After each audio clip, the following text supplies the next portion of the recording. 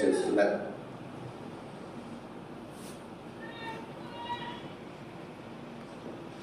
ఇద్దరికి మాట్లాడుకు పెట్టలే.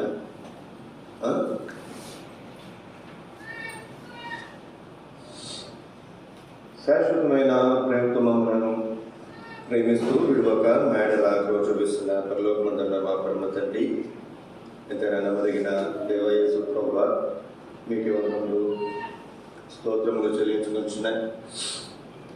మీ ప్రేమంతా బట్టి మిమ్మల్ని స్తుతిస్తూ ఆరాధిస్తున్నాయి. మీ కార్యములన్నిటిని బట్టి మిమ్మల్ని స్తుతిస్తున్నాను. మంచి దేవుడుగా, మంచి అందించేవాడుగా, గొప్ప దేవుడుగా, గొప్ప కార్యములు చేయటకు శక్తిగల దేవుడుగా మీరు నందులకై మమ్మల్ని స్తుతిస్తూ ఆరాధిస్తున్నాను. మా తండ్రి, మా ప్రభువా, మా దేవా, ఈ రోజున మీ మధ్యలో చేరి మిమ్మల్ని ఆరాధించినట్లుగా మీరు ఇచ్చిన ధన్యతను బట్టి ముక్త తీస్తున్నారు. కొన్ని పాటలు పాడడం ద్వారా మిమ్మల్ని కీర్తించట్లో, ఆరాధించట్లో మీరు చేసి మీ దగ్గర ఏర్పాటును బట్టి ముక్త తీస్తున్నారు. ఈ పాటలు పాడడం ద్వారా మీ వాక్యం నుంచి మా హృదయాలు సిద్ధపరిచేందుకే ఉంటుంది. కొన్ని మాటల ద్వారా మిమ్మల్ని ఆరాధించుకోవచ్చుగా ఈ సమయం మీరు మాకు ఆశ్చర్యకరంగా మీరు వచ్చుము. నది సమృద్ధిలో మీరు ఇచ్చాడు. మరి మందిరంలో స్పీకర్ బాక్స్ బట్టి మేము ముక్త తీసుకుంటాం. మరి అలాగే గ్రామాల పరిచయం మిత్రులను కొట్టాలు పడుకోవడానికి మీరు సహాయత మీరు అనుగ్రహించేందుకే ఉంటుంది. ఎవరు ప్రేమ ప్రయాసం సమర్థులవి మందిరానికి అనుగ్రహించబడి వారి వారి కుటుంబాన్ని మీరు అత్యధికంగా మీరు ఆశీర్వదించు. ఇవి నేను నా మహిమాటమే సమృద్ధిగా సంపూర్ణంగా ఇవి వినియోగించుకోవడానికి మధ్య మా కుటుంబాలు మంచిగా పనిచేయడానికి మీరు అమృతాన్ని చూసుకోవచ్చు. మీ సన్నిధించు. మీరు మాత్రమే మంచి దేవుడు అందరూ బట్టి ముద్ద తీస్తూ మీ కార్యక్రమం కొట్టే ముద్ద తీస్తారు. ఈ సమయంలో మీరు దీవెనకరంగా ఆశ్చర్యకరంగా మీరు వచ్చి మీరు ఆత్మకరంగా ఆరాధించారు, ఆత్మగా సత్యంతో ఆరాధించవాలి.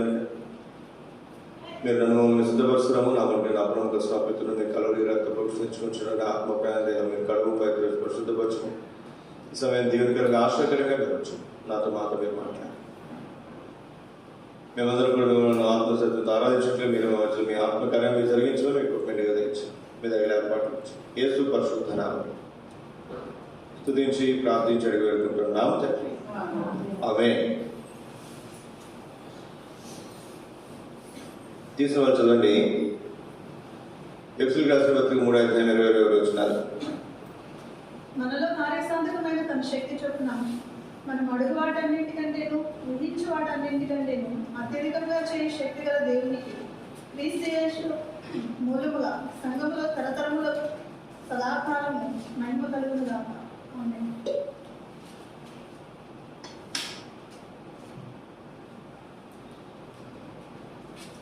దేవుని వాక్యంలో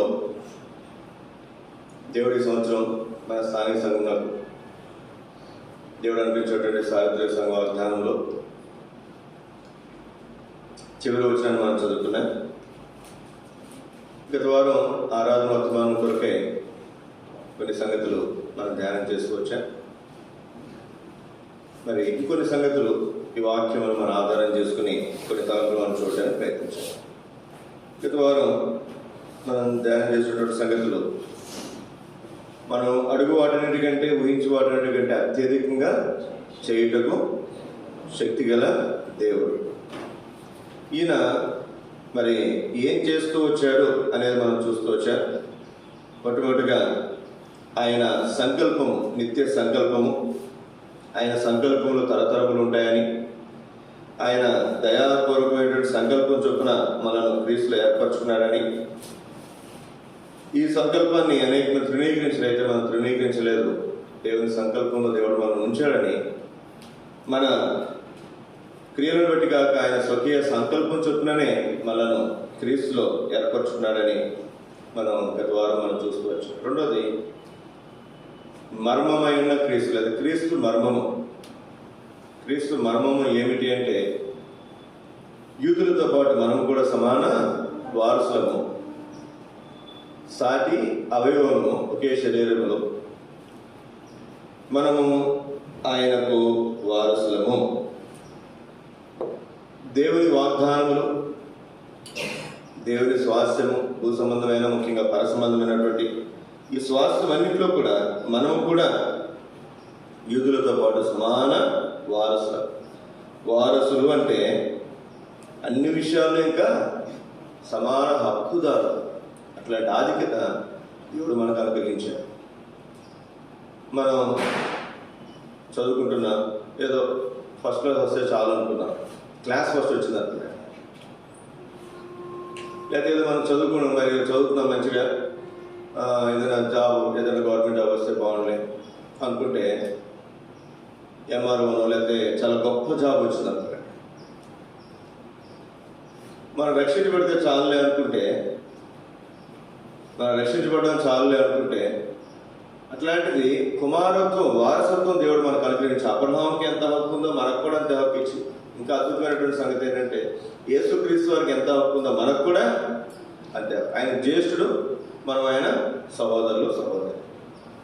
ఇంత గొప్ప ఆధిక్యత, అడిగిన దానికంటే ఊహించిన దానికంటే కూడా దేవుడు అత్యధికంగా దేవుడు దయచేస్తూ ఉంటాడు. అందుని బట్టి మనం ఆయన ఆరాధించే బదులు ఆయన 3 తలుపుగా, అప్పుడు మనం 3, 4, 5 తలంపులు అయితే ఆ వారం సమయం అయిపోయింది కనుక ముగించేసాం. అక్కడికి పోతే 3 తలంపులు ఇంకా మరి ఉన్నాయి. ఆ 3 తలంపులు ఈ ప్రవచన మనం చూడటానికి ప్రయత్నించాం. రండి, ఎఫెసీయులకు రాసిన పత్రిక 3వ అధ్యాయం 12వ వచనం. ఈ అధ్యాయంలో ఉన్నటువంటి సంగతులు మనం చూస్తాం. ఎఫెసీయులకు రాసిన పత్రిక 3వ అధ్యాయం 12వ వచనం. ఆయన యందలి విశ్వాసము చేత ధైర్యమును నిర్భయమైన ప్రవేశమును ఆయనను బట్టి మనకు కలిగి ఉన్నవి. ఏంటంటే నిర్భయమైన ప్రవేశం. ఒక గొప్ప వ్యక్తి ఇంట్లో మనం వెళ్ళాలనుకున్నాండి, ధైర్యంగా పోతామా? నేను ఉన్నానండి, ఎవరో గొప్ప ఆయన వాళ్ళ ఇంటికి వెళ్ళాను, నేను బయట వెయిట్ చేస్తాను. నాకంటే చిన్నోడు ఆ ఇంటి వాళ్ళు కొడుకు వచ్చాడు అనుకున్నాండి, వాడు ఏం చేస్తాడు? బయట వెయిట్ చేస్తాడే, సరాసరి ఏం చేస్తాడు?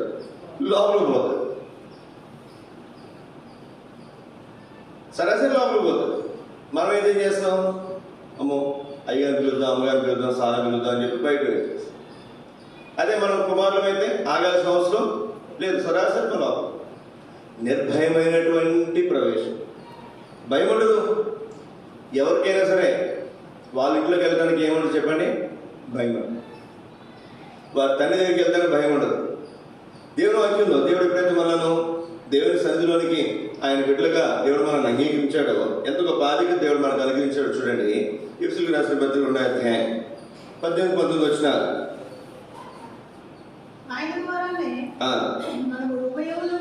ఆయన ద్వారానే మనము ఒక్క ఆత్మయందు తండ్రి సన్నిధికి చేరగలిగి ఉన్నాం. తండ్రి సన్నిధికి ఒక్క ఆత్మయందే, ఆయన ద్వారానే. ఎవరి ద్వారానండి? ప్రభు యేసుక్రీస్తు వారి ద్వారానే. చదవండి. కాబట్టి మీరిక మీదట ఎవరు కాదు? పరజనులు కాదు, పరదేశులు కాదు. చదవండి. పరిశుద్ధులతో ఏక పట్లస్తులను, దేవుని ఇంటి వారు. మనం ఎవరో చెప్పండి? దేవుని ఇంటి వారము. ఈ దేవుడు మన దేవుడు, మనము ఈ దేవుని ఇంటి వారము. కాదంటానికి లేదు. అయ్యా మీరు కాదయ్యా, మీరు క్రైస్తవులు కాదయ్యా అంటే కుదరదు. సహజంగా క్రైస్తవులు అంటే పలానా వాళ్ళే క్రైస్తవులు అనుకుంటారు. ఈ రోజులు అట్లా లేదండి. అన్ని కులాల్లో, అన్ని మతాల నుంచి వచ్చేటువంటి వాళ్ళు, అన్ని ప్రాంతాల నుంచి వచ్చేటువంటి వాళ్ళు క్రైస్తవులు ఉన్నారు. ఇప్పుడు వారందరూ ఎవరు? దేవుని ఇంటివారు. ఎవరండి? దేవుని ఇంటివారు. చదవండి, హెబ్రీయులకు రాసిన పత్రిక 10వ అధ్యాయం. హెబ్రీయులకు రాసిన పత్రిక 10వ అధ్యాయము 19 వచనం 20 వచనం చదవండి. సహోదరులారా, యేసు మన కొరకు ప్రతిష్ఠించిన మార్గమున, అదే మార్గం అంటే ఆయన ఒక మార్గాన్ని ఏర్పాటు చేశాడంట. అది నూతనమైనది, జీవం గలది. ఎలా వచ్చిందండి మార్గం? ఆయన శరీరం అనే తెర ద్వారా ఏర్పరచబడినది అయిన మార్గము, ఆయన రక్తము వలన పరిశుద్ధ స్థలమునందు ప్రవేశించుటకు. చాలా మనకేముందంటే ధైర్యం ఉంది. ఎలా వచ్చిందండి ఈ ధైర్యము? ఎలా వచ్చిందంటే ఈ ధైర్యము? ఎంత అద్భుతమైనటువంటి మాట చూడండి ఇప్పుడు సోదర సోదరి. పరిశుద్ధ స్థలమునందు ప్రవేశించుటకు మనం ధైర్యం కలిగినది. ఈ పరిశుద్ధ స్థలంలోనికి ఎలా వస్తున్నాం మనం? మన ఇంట్లోకి మనం పోవాలంటే మన ఇల్లే సరాసరి పోం. బయట ఏం చేస్తే ఎక్కడెక్కడ తిరిగి వచ్చారా, కాలు పెట్టుకుంటారా అంటారు. మనం ఒక ఇంటికి వెళ్తే వాళ్ళ అమ్మాయి అమెరికాలో ఉంది. అమెరికాలో ఉంటే టైలర్ శెట్టి గారు టైలర్ దగ్గరికి వెళ్తే ఆవిడ అంటుంది వాళ్ళ కూతురుతోటి, అమ్మాయి స్టవ్ ఇక్కడ ఈ మూల ఉండాలి అమ్మాయి, స్టవ్ ఎక్కడ ఉండాలంటే ఈ మూల ఉండాలి అమ్మాయి, మీ బట్టలు ఆ మూల ఉండాలమ్మాయి, లేకపోతే ఈ వస్తువు ఈ మూల ఉండాలమ్మాయి అని చెప్పు. నేను విని అమ్మ ఎవరితో మాట్లాడుతున్నారంటే మా అమ్మాయితో రండి, అమ్మాయి అమెరికాలో ఉంది. అమ్మ మన వాస్తు అమెరికాలో పనిచేయదు, తెలుసా మీకు? మన వాస్తు మన దేశం వరకే. భూమి బలపరుపుకోలేదండి, ఇలా బలపరుపుకోలేదు. బలపరుపుకుంటే అన్ని చోట్ల ఒకటే వాస్తు ఉంటుంది. భూమి ఎట్లా ఉంది చెప్పండి? గుండ్రంగా ఉంది, ఇలా ఉంది, గుండ్రంగా ఉంది. ఇక్కడ ఉన్న వాళ్ళు పైన ఉంటారు, ఇక్కడ ఉన్న వాళ్ళేమో ఈ వాల్లో ఉంటారు, ఈ పక్కన ఉన్న వాళ్ళు ఈ వాల్లో ఉంటారు. అర్థమవుతుందండి? మన భారతదేశం ఈ పక్కన ఉంది. ఎక్కడ ఉంది చెప్పండి? భూమికి ఈ పక్కన ఉంది. ఈ పక్కన ఉంది కాబట్టి ఈ పక్కన డౌన్ ఉంటుంది. ఏముంటుంది చెప్పండి? అందుకే ఈశాన్య వైపు డౌన్ ఉంటుంది. మీరు ఏమైనా ఎత్తే వేస్తారేమో, భూమిని అటు ఇటుగా చేస్తారేమో అని చెప్పి ఒక మామూలుగా ఇట్లా ఈశాన్యం డౌన్ ఉండాలి అంటే వినాం. ఇది వాస్తు. మురిగిట్టు పోవాలి, నీళ్ళిట్టు పోవాలి, ఈశాన్య వైపు పోవాలి, ఇటు పోతున్నాయండి అని చెప్పి పెద్దలు ఒక సిద్ధాంతాన్ని మనకు పెట్టి చేశారు. బాప్టిజం దానికి మూలతో అయితే అలా చదివితే అంతే సంగతిలో అలా మేము చదివిన దగ్గర 10-15 సంవత్సరాలు, 10 సంవత్సరాలు దాటిపోయింది. వాస్తు రకరకాల వాస్తు కదండి. ఈ మూల ఏముండాలంట? బరువు బీరువాలు ఈ మూల ఈ గోడకే పెట్టాలి, లేదా ఆ గోడకి పెట్టాలి, ఇటు పెట్టడానికి లేదు. మేమన్నీ ఇటే పెడతాం, ఎదురే పెడతాం. మాకు అంత బాగానే ఉంది. అర్థమవుతుందండి? ఏంటిది? దాని అర్థం ఏంటి? మన భారతదేశంలో భూమి ఈ పక్కన డౌన్ ఉంటుంది కాబట్టి ఈశాన్య వైపు నీళ్లు పోతాయి. నీళ్లు పోయేలాగా మన వాళ్ళని అట్లాగే ఉంచాం. అలా కాకుండా దీన్ని పైకి లేపాలని ఏం చేయాలి చెప్పండి? బాగా ఎక్కువ మట్టి. అమెరికా దగ్గరికి వెళ్తే ఇక్కడ డౌన్ లేదు, అటు. అర్థమవుతుందండి? ఇక్కడ వాస్తు అక్కడ పనిచేయదు, ఇక్కడ విధానం అక్కడ పనిచేయదు. అసలు అక్కడ వాస్తే వాళ్ళు పట్టించుకుంటారా? పట్టించుకుంటారు. కానీ రాత్రిగా ఈ మధ్యాహ్న కాల సమయంలో మనం గమనించాల్సినటువంటి ప్రాముఖ్యమైనటువంటి సంగతి, ఇప్పుడు మన ఇంట్లోకి మనం వెళ్ళాలంటేనే కాళ్ళు కడుక్కుని పోతాం, అవునా కదా? ఇలా కాళ్ళు కడుక్కుని పోతాం ఇంట్లోకి, సరాసరి వెళ్ళిపోతాం కదా, ఇంట్లోకి వెళ్ళిపోతలేదు సరాసరి. కనీసం కాళ్ళు తుడుచుకుంటావా? ఏం చేస్తాయి? సరాసరి వెళ్ళిపోయి, ఎవరైనా పిల్లలు సహజంగా అంతే, సరాసరి వెళ్ళి మనసు మీద వెళ్తారు. కింద రూమ్ కట్టించేటప్పుడు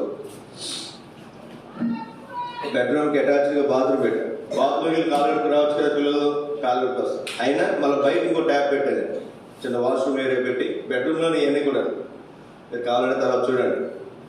ఎందుకని? మంచం ఎక్కేటప్పుడు ఏం చేయాలి చెప్పండి? మీరు కూడా కొన్ని అలవాట్లు చేసుకోవాలి. బ్రదర్స్ అండ్ సిస్టర్స్ అయినా పిల్లలైనా చెప్పాలి మనం ఖచ్చితంగా. అవసరమైతే అవకాశం ఉంటే కాలు కడుక్కుని కాళ్ళు తుడుచుకుని మంచం ఎక్కాలి. కాళ్ళు కడుక్కునే అవకాశం లేదు అనుకోండి, ఖచ్చితంగా కాళ్ళు తుడుచుకుని అయినా మంచం ఎక్కాలి. ఇప్పుడు అది మనకి అలవాటు లేకపోతే మందిరానికి కూడా సరాసరి వచ్చేస్తాం మనం. మందిరంలోకి సరాసరి వచ్చేయకూడదు. ఏం చేయాలి చెప్పండి? కాలు తుడుచుకుని రావాలా, కాళ్ళు కడుక్కుని రావాలా చెప్పండి? గుళ్ళోకి వెళ్తే మూల ఉంటుంది, అక్కడ కూడా ఈశాన్య మూల అక్కడ ట్యాప్ ఉంటుంది, మరొకరు అక్కడ ట్యాప్లు ఉన్నాయి. గుళ్ళోకి వెళ్ళినట్టుగా చక్కగా మీరు కాలు కడుక్కుని రమ్మని కదా నేను చెప్పేది. పరిశుద్ధ రక్తంలో మనం కడుక్కుని ఏం చేయాలి? ఇప్పుడు దేవుని మందిరంలోకి వచ్చి ఎలా వచ్చే మనం కడుక్కుని పరిశుద్ధ స్థలంలోనికి మనం ప్రవేశించాలి. లేకపోతే పరిశుద్ధ స్థలంలోకి రాగలమా? ఓ తాగుబోతున్నా ఏదో తిరిగిపోతున్నా చెప్పండి మందిరాన్ని అంటే, అయ్యా నేను రాలేనయ్యా. ఎందుకు రాలేవయ్యా? నాకు ఈ అలవాట్లు. ఎవరి మధ్యన ఒక ఆయన తాగి మందిరానికి వచ్చాడంట. ఒక ఊరు వెళ్తుంటే అక్కడ ఒక అక్క మందిరం మానేసిందండి. అంతమంది మన దగ్గరికి వచ్చేది ఆవిడ.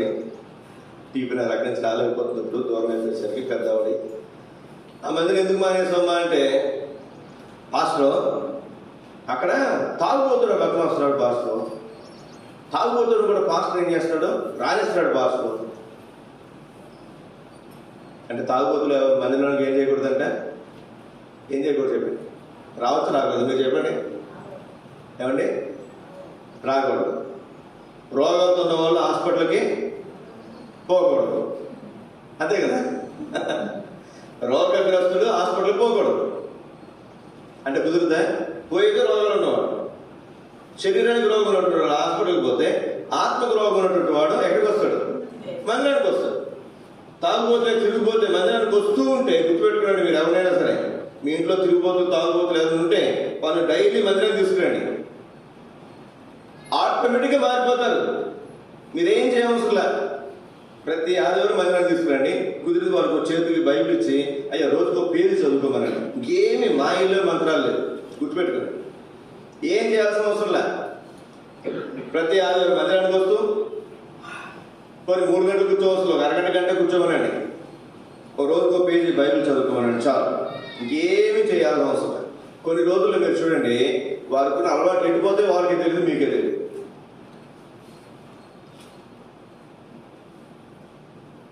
ఎప్పుడైతే మనం ఆయన రక్తంలో కడగబడ్డామో ఈ పరిశుద్ధ స్థలంలో ప్రవేశించడానికి మనకి ఏం దొరికిందండి? ధైర్యం. ఇప్పుడు ధైర్యంగా మనం దేవుని దగ్గరికి రాగలిగాం. ఎందుకు మన మంచివారునా? ఎంత భ్రష్టులమో, ఎన్ని అలవాట్లు ఉన్నాయో, ఎన్ని చెడు అలవాట్లు ఉన్నాయో, కాని మాటలు, కాని క్రియలు, కాని కార్యములు. అయితే ఇప్పుడు ఆయన రక్తంలో కడగబడ్డాము గనక పరిశుద్ధ స్థలంలో మనం ఏం చేస్తామని చెప్పండి, ప్రవేశించే ధైర్యాన్ని మనము కలిగి ఉన్నాము. చదవండి, దేవుడిలో వచ్చినాను. మనస్సాక్షికి కల్మషం తోచుకుంటున్నట్టు రోక్షింపబడిన హృదయం గలవారమును నిర్మలమైన ఉదకముతో స్నానం చేసిన శరీరములు గలవారమునైండి విశ్వాస విషయంలో సంపూర్ణ నిశ్చయిత కలిగి యథార్థమైన హృదయంతో దేవుని సన్నిధానమునకు చేరుదాము. మనము దేవుని సన్నిధానమునకు చేరుదాము. ఏ హృదయం అంట? యథార్థమైనటువంటి హృదయం. అసలు మనకు యథార్థత ఉందా? లేదు.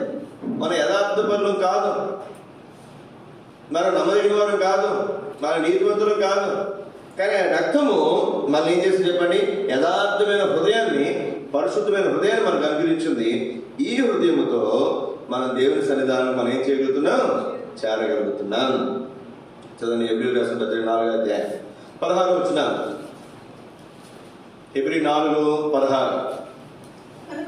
కనుక మనం కనికరింపబడి ఏ సహాయం అంటే సమయోచితమైన సహాయం కొరకు కృప పొందినట్లు ఎలా పోతున్నామంటే ధైర్యంతో కృపాసనమునకు చేరుదుము. ఒక మరి విఆర్ఓనో ఎంఆర్ఓనో కలవాలంటే అయ్యయ్యా అయ్యయ్యా అయ్యయ్యా అంటారు, అడుగుతారు కదండి. లోపల పోవాలంటే మనం సరసరి లోపల అనుకో, విఆర్ అక్కడ నాకు చేయమంటాడు, ఏదా నేను లోపలిపోతాయండి అక్కడ నాకెందుకు 100 రూపాయలు 200 మనం ఓపీ హాస్పిటల్ కోసం డాక్టర్ కోసం ఓపీ తీసుకున్నాం. సరాసరి మనం పోతాం డాక్టర్ దగ్గరికి.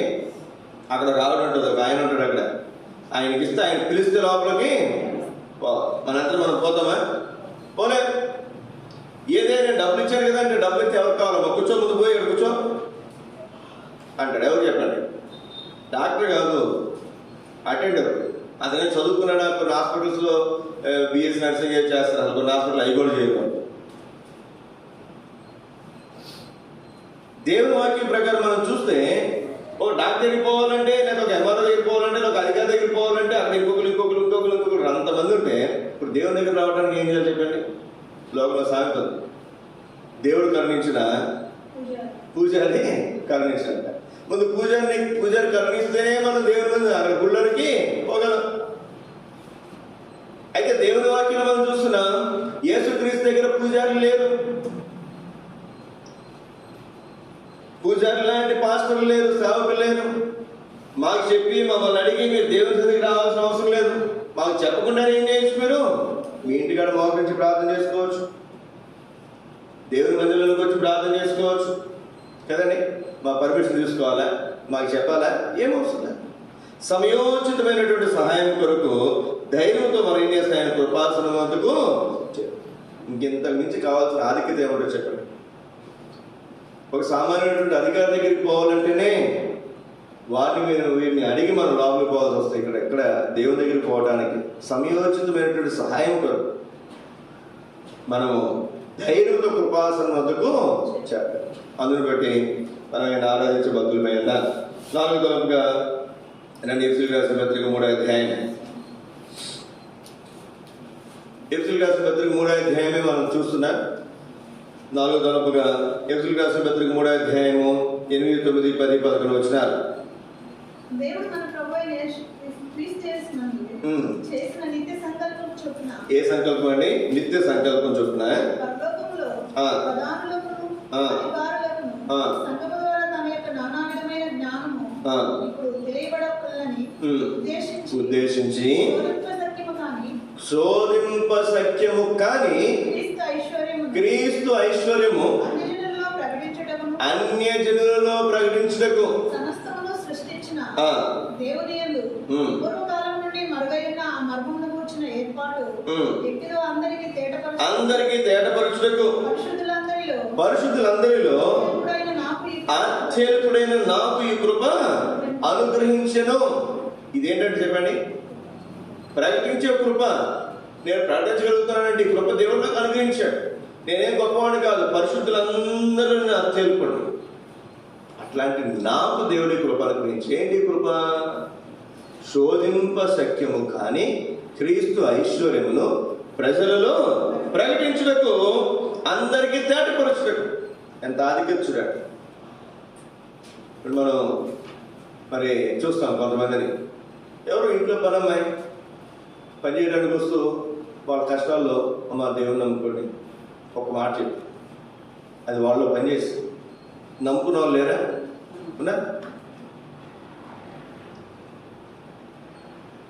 ఎంతోమంది మనం చూస్తాం. ఒక చిన్నది నైమర్ ఇంట్లో కుష్ఠరోగంతో బాధపడతాం, నైమర్ ఇంట్లో పనిచేయడానికి వచ్చినటువంటి ఆ చిన్నది ఏమని చెప్పండి, యూదా దేశానికి వెళ్తే నా యజమానుడు బాగుపడ్డాడు లేదు.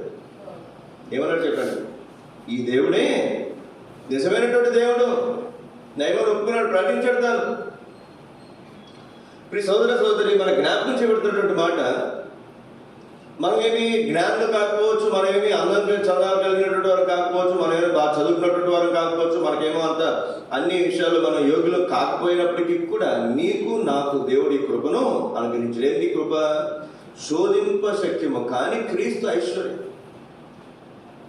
క్రీస్తును అనేజన్లో ప్రకటించడానికి, ఆయన గురించి మనం తేటపరచడానికి ఎవరు వాడుతున్నాడు చెప్పండి? నిన్ను నన్ను వాడుతున్నాడు. అసలు మొట్టమొదటిగా ఎవరు వాడుతున్నాడు? యేసుక్రీస్తు 12 శిష్యుల్లో ఎవరు వాడుతున్నాడు చెప్పండి? అపోస్తులైన పేతురును వాడుతున్నాడు. పేతురు మొట్టమొదటిగా సువార్త చేసి, పేతురు మొట్టమొదటిగా పరిచయం చేసి, అందరి మధ్యలో నిలబడి వాక్యం చెప్పింది. పేతురు వాక్యం చెప్తే 8,000 మంది రక్షించబడ్డారండి. ఒక్క రోజున 3,000 మంది బాప్తిజం తీసుకున్నారు. 8,000 మంది 3,000 మంది. ఎంత ఆశ్చర్యమో, ఎంత అద్భుతమో. ఈ సోదర సోదరి, ఈ మధ్యాహ్న కాల సమయంలో మనం గమనించాల్సినటువంటి మాట, యేసుక్రీస్తు వారు ఆయన గురించినటువంటి మాట ప్రకటించుట ఎంత గొప్ప భాగ్యమో. ఈ గొప్ప భాగ్యాన్ని మనకంటే యోగ్యులు ఎంతో మంది ఉన్నప్పటికీ కూడా మనకి కృపను దేవుడు అనుగ్రహించాడు. రండి, పేతురు రాసిన మొదటి పత్రిక 1వ అధ్యాయం. పేతురు రాసిన మొదటి పత్రిక 1వ అధ్యాయం. బైబిల్ చదవవచ్చిన వాళ్ళు బైబిల్ తీయండి. బైబిల్ చదవడం రాకపోతే వదిలేసాయి. స్పష్టంగా తీయాలి. తెలిసినటువంటి వారు, బైబిల్ తెలిసినటువంటి వారు, చదవగలిగినటువంటి వారు. పేతురు రాసిన మొదటి పత్రిక 1వ అధ్యాయం 12వ వచనం.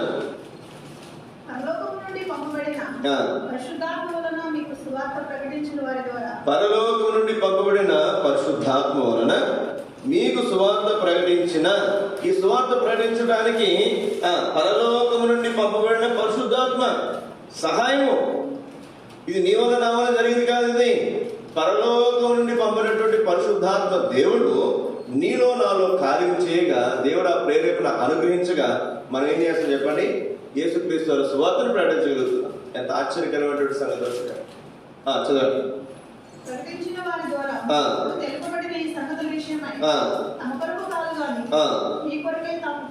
మీ కొరకే తాము పరిచర్య చేసిన సంగతి వారికి బయలుపరచబడింది. దేవదూతలు ఈ కార్యమును తొలగించుకోవచ్చున్నారు. దేవదూతలు ఏం చేస్తారంటే ఈ కార్యాన్ని, ఇదేంది మేము పడిపోయినప్పుడు మా గురించి ఎటువంటి రక్షణ కార్యాన్ని యేసుక్రీస్తు వారు ఏర్పాటు చేయలేదే.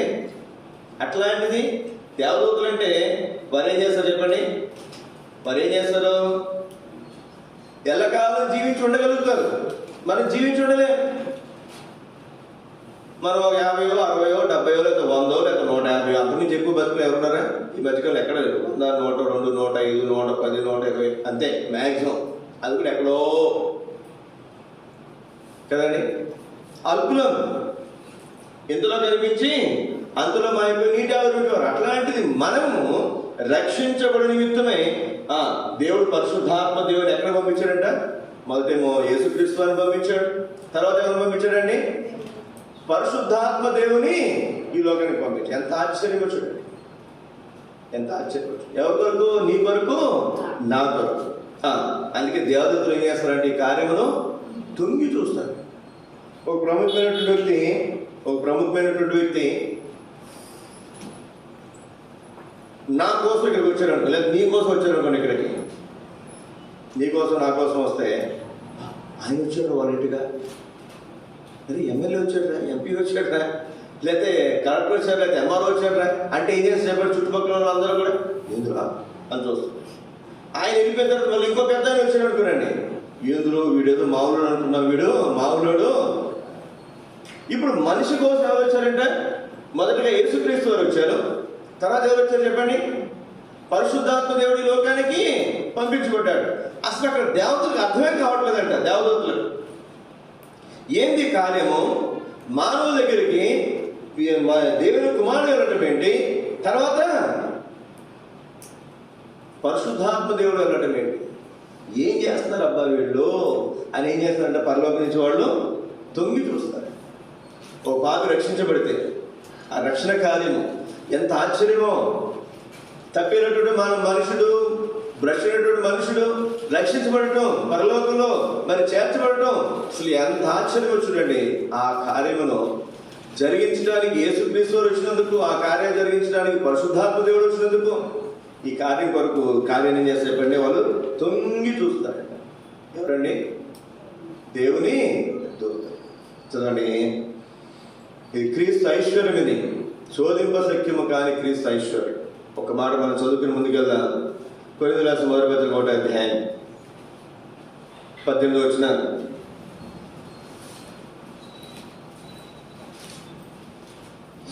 కొరింథీయులకు రాసిన మొదటి పత్రిక 1వ అధ్యాయం 18వ వచనం. నశించే వారికి సిలువను గురించి వార్త వెళ్తాం కానీ రక్షింపబడే మనకి ఇదేం చెప్పండి? దేవుని శక్తి. 23వ వచనం.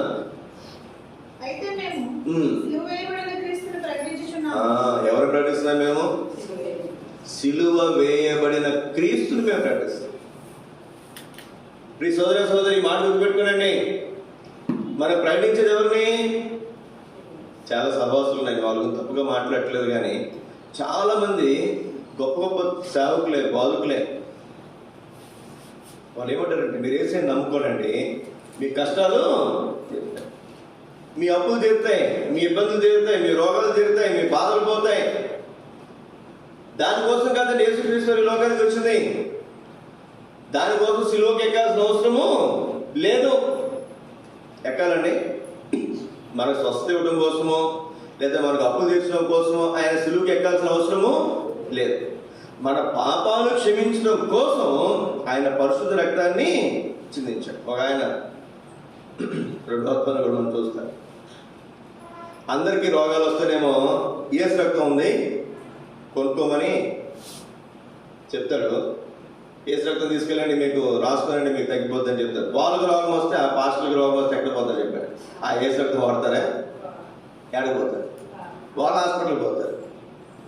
మనల్ని మాత్రం హాస్పిటల్కి వెళ్ళొద్దని చెప్తారు. వెళ్ళొద్దని ఏం చేస్తారు చెప్పండి? ఏసు రక్తం ఉంది అక్కడ, మీరు కొనుక్కోండి, తాగండి, లేదా పూసుకొనండి. 10 రూపాయల బాటిల్ 50 రూపాయలు కమ్మి కోట్ల రూపాయలు సంపేస్తారు, లక్షలు కూడా. సోదరి ఈ ఉదయకాల మనకు జ్ఞాపకం చేయబడుతున్నట్టు మాట. మనం ప్రకటించేది ఎవరిని చెప్పండి?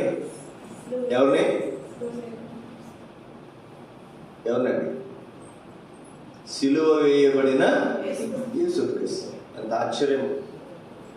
ఈ మధ్యాహ్న కాల సమయంలో మనకు జ్ఞాపకం చేయబడుతున్నటువంటి మాట. మన సహవాసంలో దైవజనుడు భక్సింగ్ గారికి దేవుడు ఇచ్చినటువంటి సంఘదర్శనంలో మనం ఏం ప్రకటన చేస్తామంటే యేసుక్రీస్తుని, సిలువ వేయబడినటువంటి యేసుక్రీస్తుని మనం ప్రకటిస్తున్నాం. పౌలు చెప్తున్నాడు, మేము పునరుత్థానమైనటువంటి క్రీస్తుని ప్రకటిస్తున్నాం, లేదా మేము సిలువ వేయబడినటువంటి క్రీస్తుని ప్రకటిస్తున్నాం. సిలువ వేయబడినటువంటి క్రీస్తు, మరణాన్ని జయించి తిరిగి లేచినటువంటి క్రీస్తు, ఇది మనం ప్రకటించాల్సింది. సోదర, అటువంటి గొప్ప అనుభవం దేవుడు మనను ఉంచు. చివరికి ఒక మాట, ఎఫెసీయులకు రాసిన పత్రిక 3వ అధ్యాయం, ఎఫెసీయులకు రాసిన పత్రిక 3వ అధ్యాయము 20వ వచనం. మనలో కార్యసాధకమైన తన శక్తి చొప్పున మనం అడుగు వాటన్నింటికంటే ఊహించే వాటన్నింటికంటే అత్యధికంగా చేయ శక్తి గల దేవునికి, అత్యధికముగా మనం అడిగిన దానికంటే ఊహించిన దానికంటే అత్యధికముగా చేయ శక్తి గల దేవునికి క్రీస్తు యేసు మూలముగా మహిమ కలుగును గాక. రెండో వాక్యం ఇక్కడ మనం చూస్తాం. అక్కడ మనం చూస్తాం, దీనికంటే మరి అధికముగా యెహోవా నీకు ఇయ్యగలడు. మనం అడిగిన దానికంటే ఊహించిన దానికంటే అత్యధికంగా, మనకు కావాల్సిన దానికంటే కూడా అత్యధికంగా మనం గుప్పులో తీసుకుందాం అనుకుంటాం. కానీ దేవుడు ఏం చేస్తాడు చెప్పండి? తన గుప్పిలతో మనకు, ఆయన గుప్పిలు విప్పితే మనం ఏం చేయాలి చెప్పండి? మన దోషులు కూడా సరిపో కదండి. మన దోషులు సరిపోతాయా? చాలా. ఎలీషా శిష్యుడు భార్య, ఆ శిష్యుడు చనిపోయినప్పుడు తన భార్య వచ్చి అంటది, అయ్యా నా భర్త మీ శిష్యుడు చనిపోయాడు, నాకు 2 కుమారులు, అప్పులు ఉన్నాయి, అప్పులలో వచ్చారు, 2 కుమారులు ఏం చేస్తారు చెప్పండి? వాళ్ళు తీసుకెళ్ళిపోతున్నారు అయ్యా అంటే ఏమన్నా చెప్పండి? అమ్మ నీకు ఏముందంటే ఏమీ లేదయ్యా, ఒక నూనె కుండ ఉంది. ఏముందంటే నూనె ఉన్న కొండ అని రాయబడ్డ అక్కడ, నూనె కొండ. మంచినీళ్ళు బిందె అంటే మంచినీళ్ళు ఉండొచ్చు, మంచినీళ్ళు లేకపోవచ్చు కూడా. నూనె కొండ ఉంది. సరే అమ్మా, నువ్వు పోయి చుట్టుపక్కల ఉన్న వాళ్ళందరి దగ్గర ఆ కొండలు ఇన్ని దొరికితే తెచ్చుకో, తలుపులు వేసుకో. ఆ కొండ ఉందే, కొద్దిగా కుండ ఉంటుంది కదా నూనె, ఇందులో ఒక దాంట్లో పోయటం మొదలుపెట్టు. మనమైతే ఏం చేస్తున్నాం చెప్పండి? అక్క కనుక చెప్పుంటే ఒంగోలు ఆటో పెట్టేదంట, 1 లక్ష కొండలో, పాస్టర్గా చెప్తే ఒక 10 లక్షల కొండలో. ఎందుకని చెప్పండి? ఎన్ని కొండలైనా ఏమవుతుంది చెప్పండి?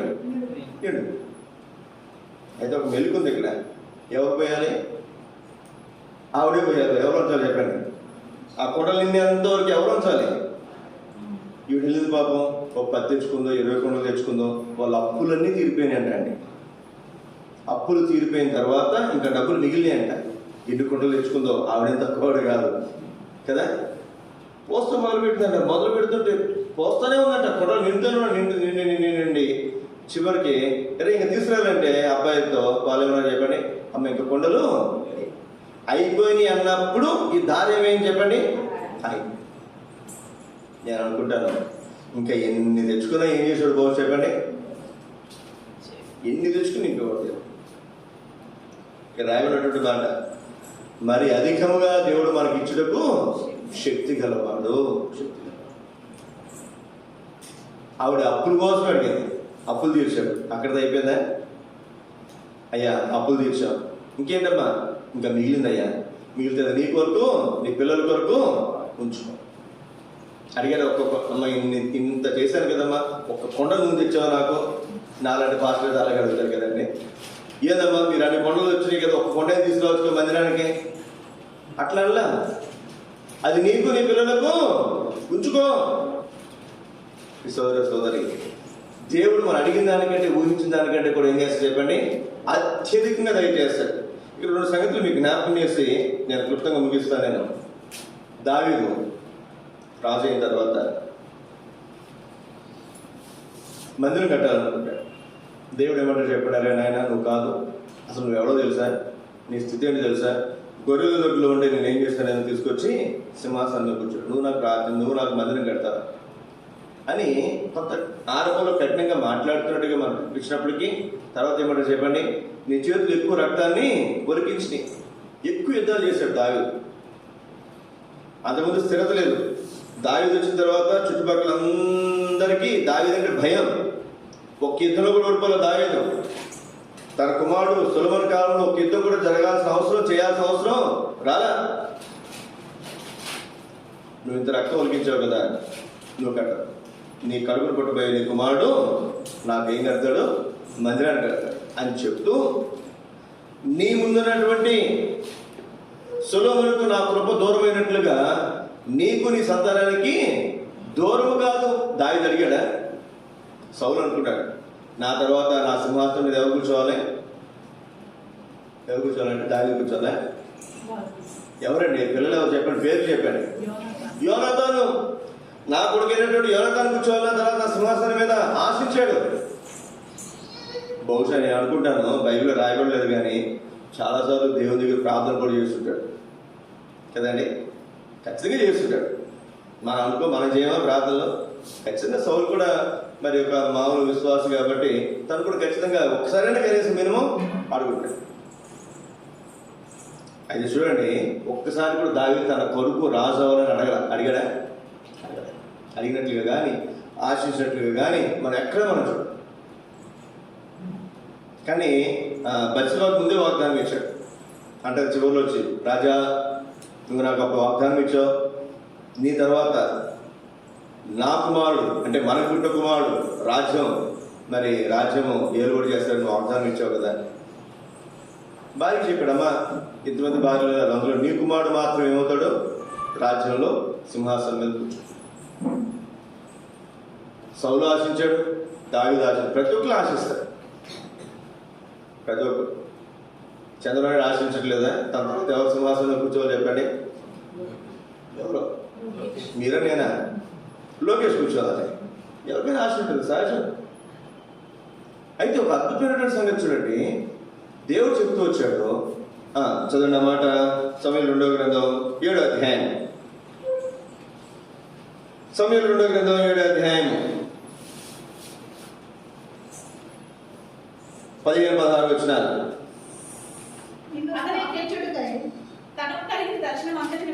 అమ్మా ఏమైనా మీకేమైనా పోటీ పెట్టమా? ప్రైజులు ఇస్తాను మీ అందరికీ. చదవండి 15-16 వచ్చాను చదవండి. నిన్ను స్థాపించుటకై, అయ్యా నిన్ను స్థాపించడానికి, నీకు రాజ్యం ఇవ్వడానికి నేను కొట్టివేసిన ఎవరిని? సౌలు కొట్టేశా. ఆ సౌలుకి నా కృప ఏమైపోయింది? దూరం అయిపోయింది. కాబట్టి నీకు ఆ కృప అనుగ్రహించబడింది. అతనికి కృప దూరమైనట్లుగా నీ కుమారునికి నేను నా కృపను దూరము చేయను. సొలొమోనుకి కృప దూరం చేయను. చదవండి. నీ సంతానమును నీ రాజ్యం నిత్యము స్థిరమగును. నీ సంతానము నీ సింహాసనం నిత్యము స్థిరపరచబడును అనెను. ఎవరు చెప్పండి? నీ సింహాసనం ఏమవుతుంది? నిత్యము స్థిరపరచబడుతుంది. నీ సంతానానికే దేవుడు చేశారు లేదా? యూదా గోత్రాన్ని, బెన్యామీను గోత్రాన్ని ఎవరి కోసం అప్పగించారు చెప్పండి? దావీదు సంతానం. బెన్యామీను గోత్రం నుంచి సౌలు రాజయ్యాడు, యూదా గోత్రం నుంచి దావీదు రాజయ్యాడు. ఈ 2 గోత్రాలను కలిపి మీరు ఒక గోత్రం, మీరు ఒకరు వచ్చారు రాజు చాలే అని చెప్పి ఒక దేశం కింద చేసి, యూదా దేశం కింద ఇది దావీదు సంతానానికి నిత్యంగా ఇచ్చేశాడు. మిగిలిన 10 గోత్రాల ప్రజలకి అప్పగించేశారు. వాళ్ళు ఒకసారి ఒకడేవాడు, ఇంకోసారి ఇంకో గోత్రం, ఇంకో వాళ్ళ ఇష్టం. అది వేరే సంగతి. ఇప్పుడు సంగతి ఏంటంటే, అతనికి నా కృప దూరం చేసినట్లుగా నీ సంతానానికి నేను నా కృప దూరము చేయను. అతన్ని విడిచిపెట్టినట్లుగా నీ సంతానాన్ని నేను విడిచిపెట్టను. సోదరి దావీదు అడిగాడు అసలు. బహుశా అడిగితే ఏం ఆశించుండో చెప్పండి? నా తర్వాత నా కొడుకు రాలేదే చాలు అనుకున్నాడు. అక్కడ ఆగిపోయాడా దేవుడు? నీ సంతానాన్ని శాశ్వతంగా ఆశీర్దిస్తానని చెప్పాడు. ప్రతి తరంలో కూడా నీకు ఒక రాజు ఉండగా మానడు.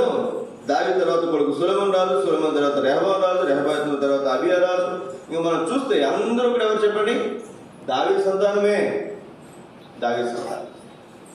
అది అడిగిన దానికంటే ఊహించిన దానికంటే అత్యధికంగా దేవుడు చేయగలిగినటువంటి శక్తి కల దేవుడు. దానికి మీకు జ్ఞాపకం చేస్తున్నాను. రాజుల మాట కింద 3వ అధ్యాయం. ఇది సొలొమోను, దావీదు కుమారుడైన సొలొమోను గురించి మీకు జ్ఞాపకం చేస్తున్న ఒక మాట. సొలొమోను జీవితంలో మనం చూస్తే సొలొమోను రాజు అయ్యాడు. చాలా చిన్న వయసులోనే రాజు అయ్యాడు. రాజు అయిన తర్వాత తను బలు అర్పించిన తర్వాత రాత్రి స్వప్నంలో కల్లో దేవుడు ప్రత్యక్షమయ్యాడు.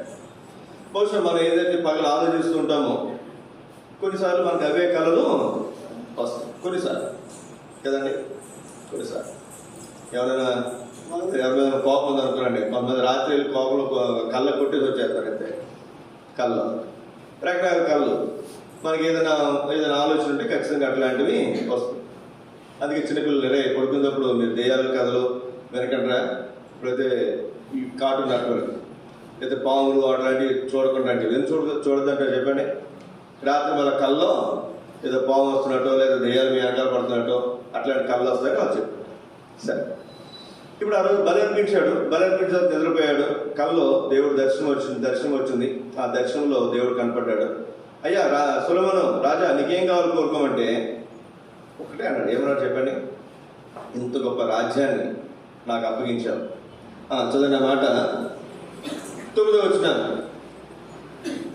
రాజుల మాట 3వ అధ్యాయం 9వ వచనం. ఎంత గొప్పదైన నీ జనమునకు న్యాయము తీర్చగలవాడు ఎవడే? అసలు మనకి అటువంటి రాజ్యం వచ్చింది అనుకోనండి.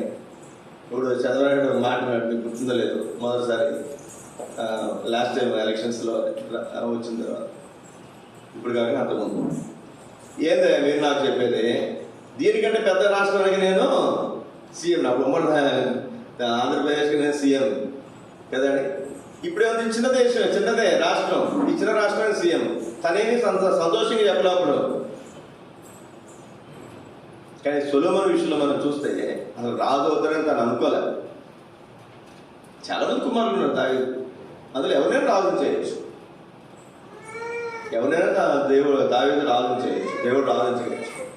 కానీ దేవుడు ముందుగానే చెప్పాడు, సొలొమోను సమాధానకర్త, అతను మందిరాన్ని కడతాడు, అతను రాజు అవుతాడు. దేవుడు ముందుగానే దావీదుకి చెప్పాడు, వాగ్దానం ఇచ్చాడు. చూడండి, రాజు అయిన తర్వాత నేను కాబట్టి దావీదు కొడుకుని కాబట్టి రాజు అని అనుకున్నాడా? నాకు తెలివితేటలు ఉన్నాయి కాబట్టి నేను రాజు అని అనుకున్నాడా? ఏమనుకున్నాడు చెప్పాడు? అయ్యా, ఇంత గొప్ప దేశం, ఇంత గొప్ప దేశాన్ని పరిపాలించడానికి, ఈ ప్రజలను పరిపాలించడం నాకు ఏం చాలు చెప్పండి? బుద్ధి చాలదు. నీ ప్రజలకు న్యాయం తీర్చడానికి నాకు శక్తి చాలదు. 12వ వచనం.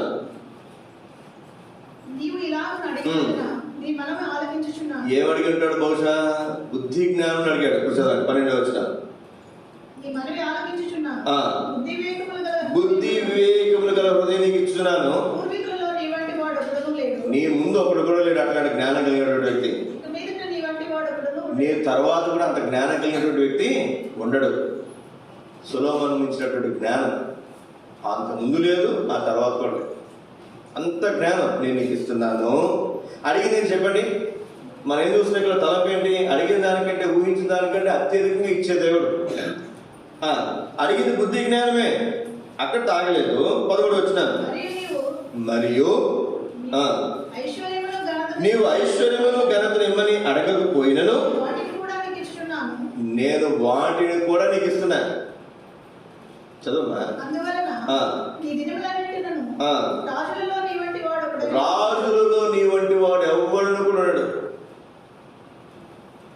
ఎవరి కాలంలో? అశోకుడి కాలంలో అనుకుంటా. మనం పుస్తకాలు చదువుకున్నాను. వెండి ఎన్నికకి రాలేదంట, రాసుల కింద పోసి అమ్మేవారంట. అశోకుడి కాలంలోనే మాట్లాడు. మీరు ఎవరు చదువుకున్నారు? ఎవరు లేదు ఇక్కడ? ఎవరి కాలంలో రాసులుగా పోసి అమ్మేది? అశోకుడేనా? కాదు, ఎవరున్నారా? అశోకుడు కాదు. మనం చెట్లు ప్రతి ఊరికి ప్రతి దారిలో అప్పుడంతా ఎండలు ఇబ్బంది ఉండేవి కాబట్టి అంతా నడుచుకుని వెళ్ళాలి కాబట్టి చెట్లు రోడ్డుకి ఇరువైపులో కూడా చెట్లు నాటారు. ఎవరు? అశోక్. ఆ చెట్ల పేరు ఏం చెప్పండి? అశోక్ చెట్లు. ఆ చెట్ల పేరు అశోక్ చెట్లు. అది అసలు ఒరిజినల్ పేరు ఎటుపోయిందో తెలియదు. ఇప్పుడు ఇక్కడ కందుకూరు రోడ్డు కూడా అవి కూడా బాగా అశోక్ చెట్లు, రే చెట్లు పెద్ద పెద్ద ఎంత లావు ఉంటుంది అందులో. ఇప్పుడు వాళ్ళు పాతారు అవి రోడ్డు ఎక్స్టెండ్ చేయొద్దని చెప్పి దగ్గర 10 సంవత్సరాలు బట్టి ఆపేస్తే ఇప్పుడు దాన్ని ఎక్స్టెండ్ చేశారు. ఆ చెట్లన్నీ నరిగేసి ఇప్పుడు ఎక్స్టెండ్ చేశారు. అశోకుడి కాలంలో వెండి ఎందుకు రాలేదంటే అక్కడ పడేసి రాసులుగా అమ్మేవారంట. మనం చూస్తే మామిడికాయల చేతుల్లో మామిడికాయలు రాసులుగా పోయేసి అమ్ముతారు చూసారా, అట్లా అమ్మేవారంట వెండి. ఇప్పుడు అట్లా అమ్ముతారు ఎవరైనా? ఏమండి, ఒక ఆయన మరి ఒక భాష సేవకులు ఆ మందిరంలో ఒక కుటుంబం ప్రోబల్ ఉంటుంది కదా, ఆ ప్రోబల్ వెండితో చేయబడినటువంటి ప్లేటు, దానికి కావాల్సినటువంటి పాత్రలు, ప్లేట్లు, బేషన్ లాంటిది, తర్వాత ఒక జగ్గు, గ్లాసులు, ఇవన్నీ కూడా దేంతో చేయించారంటే బంగారంతో కాదండి, వెండితో చేస్తే ఆయన గొప్పగా చెప్పుకుంటాడు. ఏది? వెండి ప్లేటు, గ్లాసులు ఇవి చేయిస్తారు. సోదరి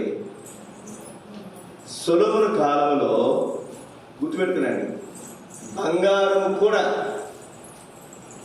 వెలగల రాళ్ళు కూడా, విలువైనటువంటి వస్తువులు కూడా అవి అసలు మనం చూస్తే ఆ సొలొమోను కాలంలో మనం చూస్తాం ఎంత ఐశ్వర్యమో వజ్ర వైడూర్యములు, బంగారం, ఇంకెన్నో మనం చూస్తాం. దేవుని మందిరం కట్టడానికి కొన్ని లక్షల టన్నులు, కేజీలు, కొన్ని లక్షల కేజీలు బంగారాన్ని వాడాడు. బంగారం కేజీ అని చెప్పండి, కేజీ ఎంత అండి? ఎంత అండి? 12 లక్షల, 60 లక్షలు, 70 లక్షలు ఒక కేజీ బంగారం. సాయంత్రం మీకు ఎవరికైనా కేజీ బంగారం కావాలంటే అక్క 12 లక్షలు ఇస్తే 1 లక్ష ఎక్కువ ఇవ్వట్లేదు, పర్లేదు, ఒక కేజీ బంగారం మీకు ఇస్తుంది అక్క. గ్రామ్ ఎంతండి? ఇప్పుడు 6,000 చిల్లర 7,000 ఉంది ఒక గ్రాము, కాబట్టి 60 లక్షలు, 60 లక్షలు, 60, 70 లక్షలు అంతే కదా. ఒక కేజీ 70 లక్షలు అంటే 10 కేజీలు 6 కోట్లు, 100 కేజీలు 60 కోట్లు, 1,00,000 కేజీలు ఎన్ని కోట్ల రూపాయలు చూడండి. అంత బంగారం తీసుకొచ్చి దేనికంటే చెప్పండి? ఈ మందిరం ఉందంటే మందిరం ప్రతి గోడ పైన ఇంత మందంగా బంగారు రేపు పోసారు. మనమైతే వెళ్ళినప్పుడు ఏం చేస్తాం చెప్పండి? ఎవరు లేకపోతే మిషన్ ఏం తీసుకెళ్ళి చిన్న మొక్కలు అట్లా ఎవరు చేయలే. చూడండి ఎంత ఆశ్చర్యమో. నేను అనుకుంటాను, నా జ్ఞాపకం వరకు, నా గ్రహింపునంత వరకు అతను తినే ప్లేట్లు కూడా బంగారం పల్లె. ఆ సింహాసనం అవన్నీ కూడా మనం చూస్తాం, అన్ని బంగారంతో చేయబడ్డాయి. ఎంత ఆశ్చర్యం! సోదరి, ఇంత ఐశ్వర్యం, ఇంత ఘనత దేవుడు ఎవరికి ఇచ్చాడు చెప్పండి? వాగ్దానం ఇచ్చి అడిగిన దానికంటే, ఊహించిన దానికంటే అత్యధికంగా దయచేస్తూ వచ్చాడు. ఒక మాట మనందరం చదువుకుని ఆరాధనలో మనం ప్రవేశిద్దాం. యూదా రాసిన పత్రిక 1వ అధ్యాయం, ప్రకటన ముందుంటే చూడండి, చివరి పుస్తకం ప్రకటన గ్రంథానికి ముందుంటే చూడండి. యూదా రాసిన పత్రిక 1వ అధ్యాయము 24-25 వచనాలు తెలుసుకుని అందరూ కలిసి చదువుకుందాం.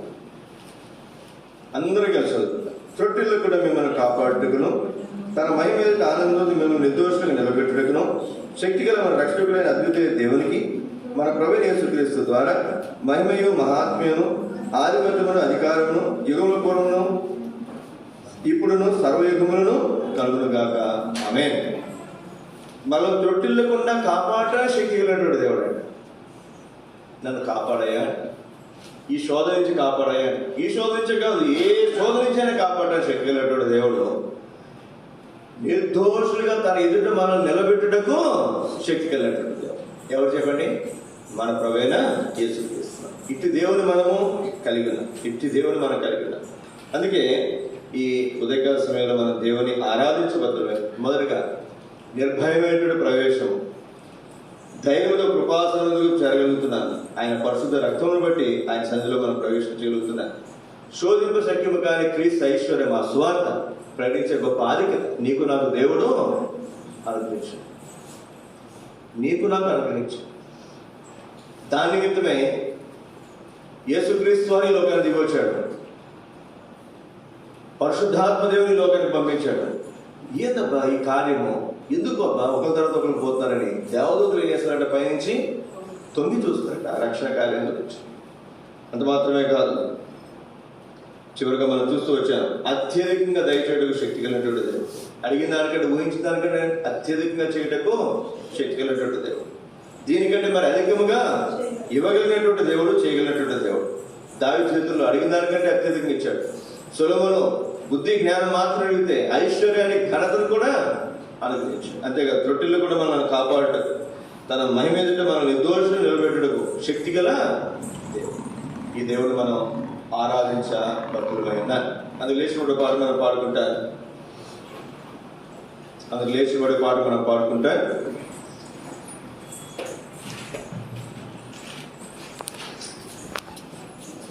సండే స్కూల్ టీచర్ ఆరాధించగలిగిన బ్రదర్ సిస్టర్